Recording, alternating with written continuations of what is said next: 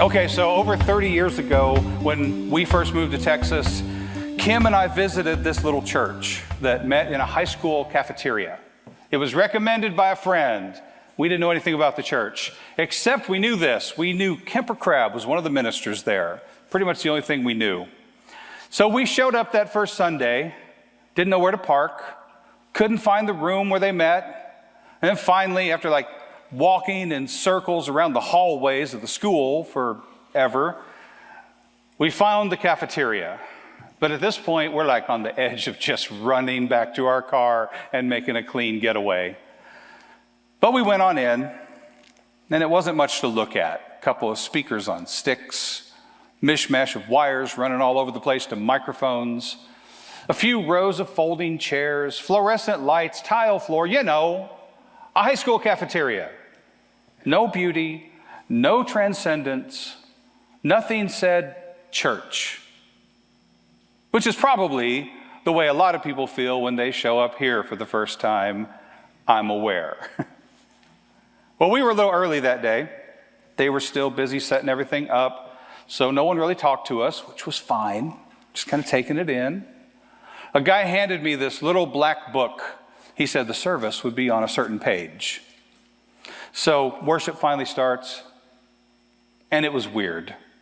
We had never been to a liturgical church. It was straight out of the Book of Common Prayer. Felt Catholic to us. Not that we knew anything about that either.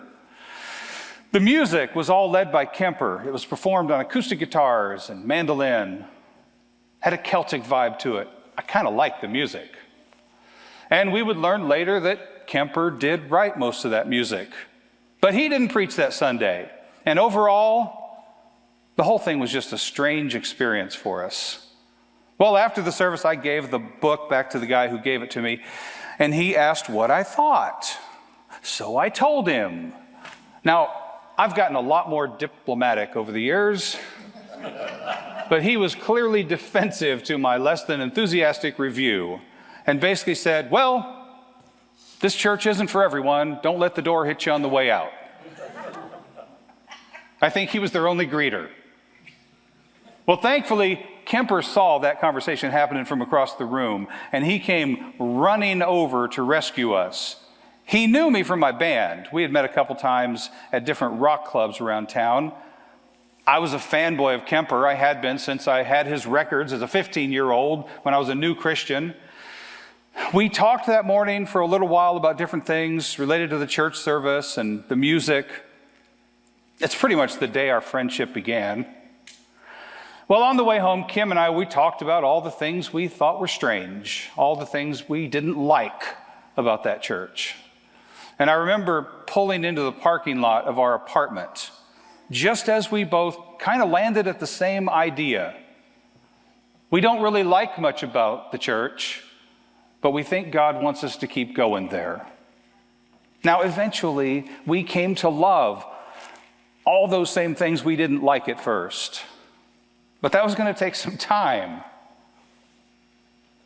Have you ever done something because you thought it was the right thing to do, even though you didn't want to do it? Like follow through on something you started, but it was hard. So back to my church story. Kim and I, we continued to go to that little liturgical church, and we grew to really love it there. Every Sunday, we'd show up for worship, and then a big group of us would go out for some cheap Chinese food or some cheap Mexican food. Always cheap. It's where I was going to meet the guys who would be in my band Atomic Opera. It's where I met Ryan and Chris and Joanne. A lot of people that we're still really close friends with. It's a place where we really grew in our faith. I had so many conversations with Kemper that were just foundational. Before I met Kemper, the only books I had ever read were the Bible and comic books. So he started throwing book after book at me, and I read them all. At first, just out of the obligation of friendship, but then I actually started to like it. Couldn't get enough of it. I started playing music with Kemper. He started playing music with me. We were part of that little church for more than 11 years. It led to everything that came next in our life. Not only Atomic Opera and a bunch of our lifelong friends, but also playing with Kemper, we did a few medieval Christmas concerts at this church called Crosspoint, which led to them hiring me as their music director, which led to me planting NewChurch and standing here as your pastor today. All because we stayed at that little church in a cafeteria when we didn't really want to. All because we tried to be faithful to what we believed God was telling us to do.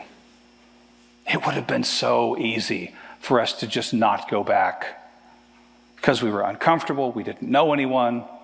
We could have come up with all kinds of reasons not to go back.